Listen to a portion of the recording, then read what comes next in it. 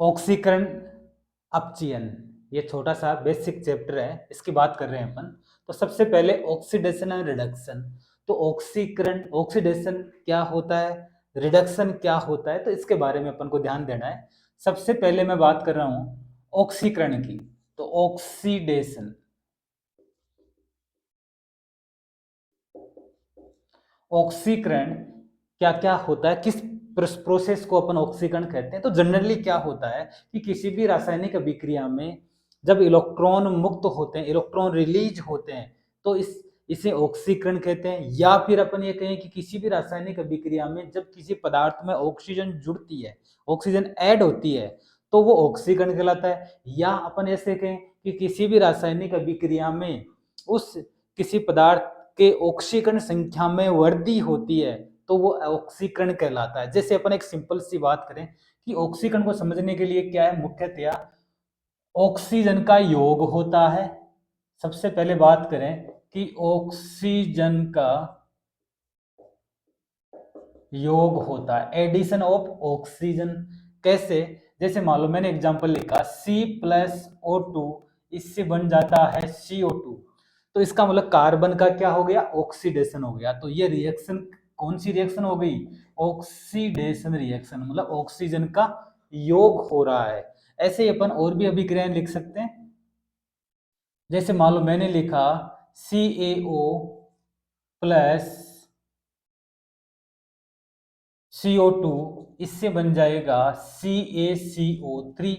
तो ऑक्सीजन में वृद्धि हो रही है, ऑक्सीजन जुड़ रही है, तो ये स्टेप क्या कहलाता है, ऑक्सीडेशन कहलाता है। तो ऑक्सीडेशन का मतलब ऑक्सीजन का जुड़ना, ऑक्सीकरण कहलाता है, पहली परिभाषा। दूसरी डेफिनेशन में अपन ये कहें कि इलेक्ट्रॉन का मुक्त होना, इलेक्ट्रॉन का मुक्त होना, कोई भी रासायनिक अभिक्रिया में जब इलेक्ट्रॉन मुक्त होते हैं तो इसे ऑक्सीकरण कहते हैं, मतलब इलेक्ट्रॉन रिलीज होते हैं। जैसे मान लो अपन एग्जांपल लिखें इसका कि एक Cu+1 है, ये क्यूप्रस आयन है, क्यूप्रस आयन।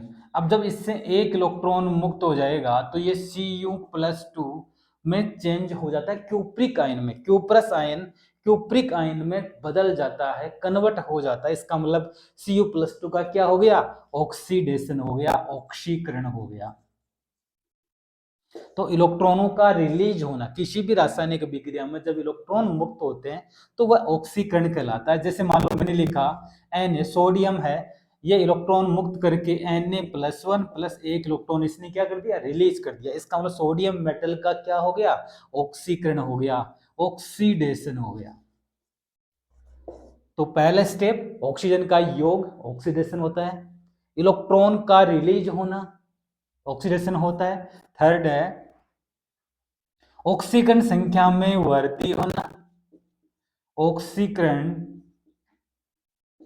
संख्या में वृद्धि होना। तो इंक्रीज इन ऑक्सीडेशन नंबर, कोई भी अभिक्रिया में प्रत्येक तत्व की कोई ना कोई निश्चित ऑक्सीकरण अवस्था होती है। उस ऑक्सीकरण अवस्था में यदि किसी अभिक्रिया में किसी पदार्थ की ऑक्सीकरण संख्या में वृद्धि होती है तो इस प्रक्रिया को ऑक्सीकरण कहते हैं। जैसे मान लो एक सिंपल सी अभिक्रिया में लिख रहा हूं कि Fe+2 ये इलेक्ट्रॉन मुक्त करके चेंज हो रहा है Fe+3 में, और एक इलेक्ट्रॉन इसने मुक्त कर दिया। इसका मतलब Fe का ऑक्सीकरण यहाँ पे +2 था, अब ये किस में चेंज हो गया, +3 में। इसका मतलब Sp2 का क्या हो गया, ऑक्सीकरण हो गया। तो ऑक्सीकरण संख्या में वृद्धि होना ऑक्सीकरण कहलाता है। कुल मिला के अपन ये कहें कि ऑक्सीडेशन क्या होता है, तो ऑक्सीडेशन ही किसी भी रासायनिक अभिक्रिया में इलेक्ट्रॉनों का मुक्त होना, ऑक्सीजन का जुड़ना या ऑक्सीजन संख्या में वृद्धि होना ऑक्सीकरण कहलाता है। ये एक कंप्लीट परिभाषा हो गई। और लास्ट जो परिभाषा है वो हाइड्रोजन का जुड़ना, हाइड्रोजन का जुड़ना भी क्या है, ऑक्सीकरण है। तो ये तो हुई ऑक्सीडेशन की सामान्य सी परिभाषा। अब अपन बात करें रिडक्शन की, अपचयन में क्या होता है। तो ऑक्सीकरण का जस्ट जो विपरीत होता है वो रिडक्शन कहलाता है, अपचयन कहलाता है। तो अपचयन की जब कंप्लीट परिभाषा की बात करें अपन, तो अपन मोस्टली क्या लिखते हैं, रिडक्शन। रिडक्शन को कैसे लिखते हैं, दूसरा जो अपना टर्म है वो है रिडक्शन, जिसको कहते हैं अपचयन। तो अपचयन क्या होता है, एक सिंपल सी बात है, सबसे पहले इलेक्ट्रॉन का जुड़ना, एडिशन ऑफ द इलेक्ट्रॉन। किसी रासायनिक अभिक्रिया में जब इलेक्ट्रॉन जुड़ते हैं तो इस प्रोसेस को रिडक्शन कहते हैं, इलेक्ट्रॉन का जुड़ना। जैसे मान लो एग्जांपल में लिख रहा हूं इसमें कि Sn+2 है, ये 2 इलेक्ट्रॉन ग्रहण करके और ये चेंज हो रहा है Sn में, इसका मतलब Sn+2 का क्या हो गया, रिडक्शन हो गया, अपचयन हो गया। तो अपचयन का मतलब होता है इलेक्ट्रॉन का जुड़ना किसी भी रासायनिक अभिक्रिया में। ऐसे Cu+1+2 है, एक इलेक्ट्रॉन इसमें ऐड कर देंगे तो ये Cu+1 में कन्वर्ट हो जाएगा, इसका मतलब क्यूप्रिक आयन का क्या हो गया, रिडक्शन हो गया, एक इलेक्ट्रॉन उसमें क्या हो गया, ऐड हो गया। तो इलेक्ट्रॉन का जुड़ना। फिर नेक्स्ट स्टेप है हाइड्रोजन का जुड़ना, हाइड्रोजन का जुड़ना। किसी भी रासायनिक अभिक्रिया में जब हाइड्रोजन जुड़ती है तो ये भी एक तरह का क्या है, रिडक्शन है। जैसे मान लो सोडियम है और ये हाफ H2 के साथ जुड़ करके सोडियम हाइड्राइड बनाता है NaH, इसका मतलब सोडियम मेटल का क्या हो गया, रिडक्शन हो गया, यहाँ पे सोडियम मेटल का अपचयन हो गया। तो हाइड्रोजन का जुड़ना क्या कहलाता है, रिडक्शन कहलाता है। तो ये भी रिडक्शन अपचयन की ही डेफिनेशन है, तो ये ध्यान रखना है। थर्ड जो परिभाषा अपन ऐसे लिख सकते हैं कि ऑक्सीजन का मुक्त होना, ऑक्सीजन का मुक्त होना या ऑक्सीजन रिलीज होना। किसी भी रासायनिक अभिक्रिया में जब ऑक्सीजन अलग होती है तो इसको अपन क्या कहते हैं, इसको कहते हैं रिडक्शन। जैसे मान लो एक सिंपल सा अभिक्रिया है कि FeO ये बनाता है 2FeO है, तो ये Fe+O2 का निर्माण करता है। तो आयरन ऑक्साइड में से ऑक्सीजन जब अलग हो गई, इसका मतलब FeO का क्या हो गया, रिडक्शन हो गया। तो ऑक्सीजन यहाँ पे Fe की ऑक्सीजन संख्या +2 है, यहाँ पे 0 है, इसका मतलब इसने इलेक्ट्रॉन ग्रहण किए हैं आयरन ने, इसलिए इसका क्या हो गया, रिडक्शन हो गया। तो इलेक्ट्रॉन का जुड़ना अपचयन कहलाता है, हाइड्रोजन का जुड़ना अपचयन कहलाता है, ऑक्सीजन का मुक्त होना या release of the oxygen, oxygen मुक्त होना रिडक्शन कहलाता है, अपचयन कहलाता है। और लास्ट जो अपनी परिभाषा है अपन ये कह सकते हैं कि ऑक्सीकरण संख्या में कमी होना। तो ऑक्सीकरण संख्या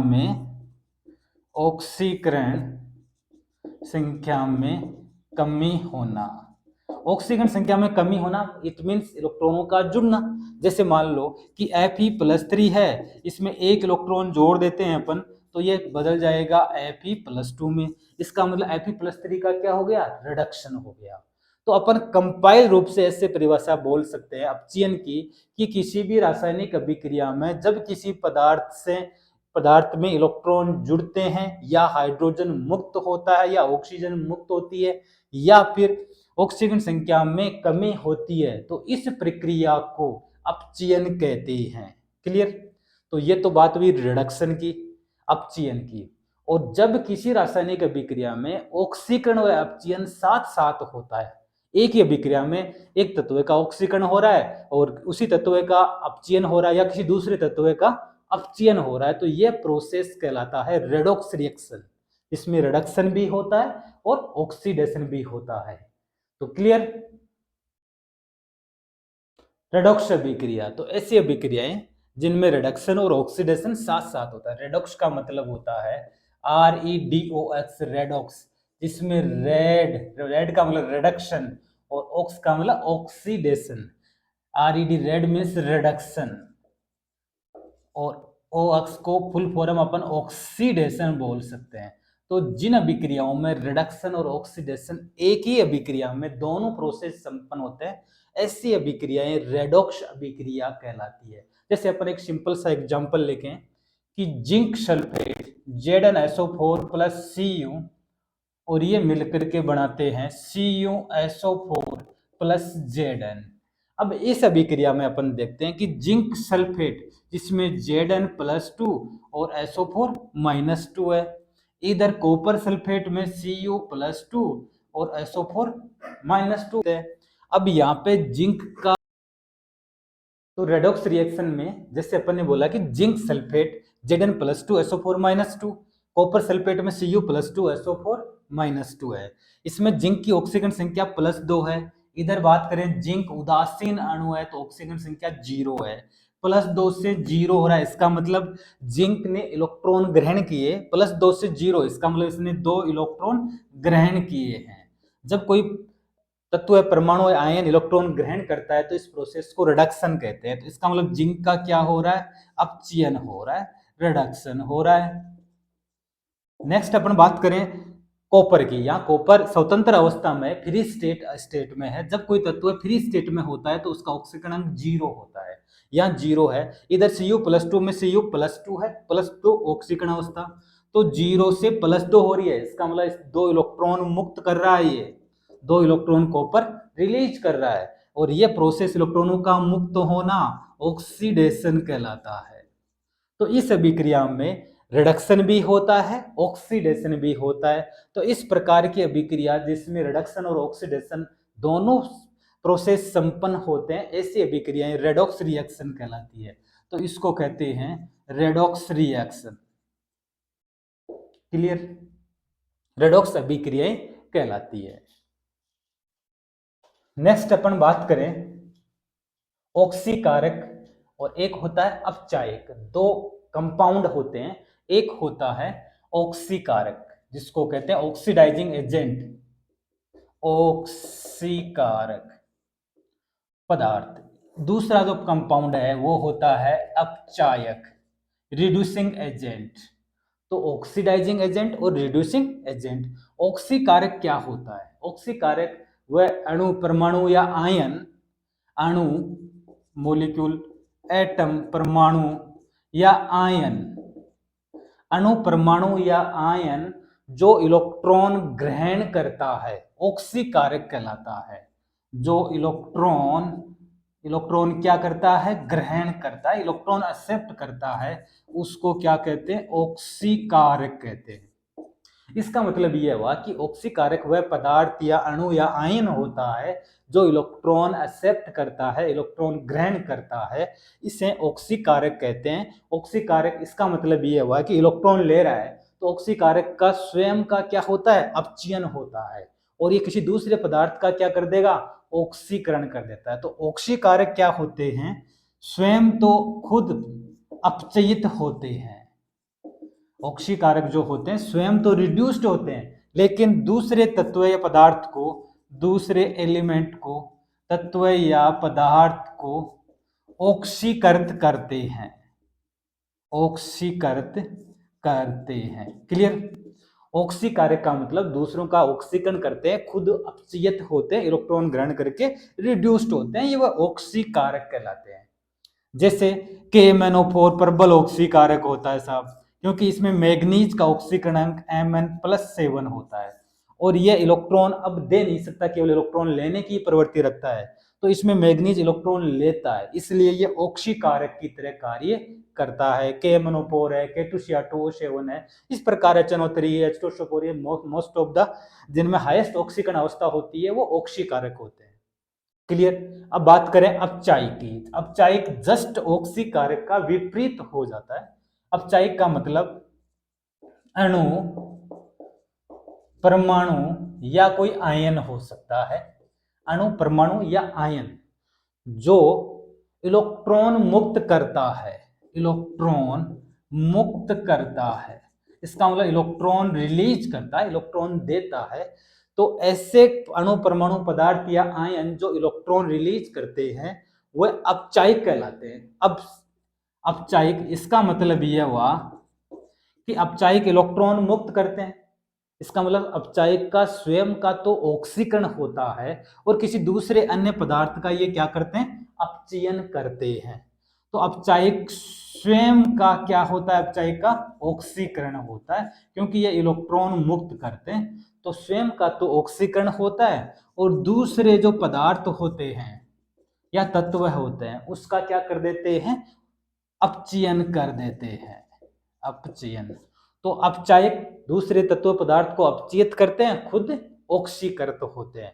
इसका मतलब अपचायिक क्या होते हैं? वे पदार्थ होते हैं जिनकी ऑक्सीकरण संख्या कम होती है, मतलब बहुत कम, जो इजीली इलेक्ट्रॉन मुक्त करके अपनी ऑक्सीडेशन नंबर में क्या करते हैं? वृद्धि करते हैं। इसलिए जो एल्कलाइन मेटल्स होते हैं वो अच्छे अपचायिक होते हैं, क्योंकि वो इजीली इलेक्ट्रॉन मुक्त कर देते हैं, स्वयं ऑक्सीकृत हो जाते हैं। तो ये तो बात हुई ऑक्सीकारक और अपचायिक की। क्लियर?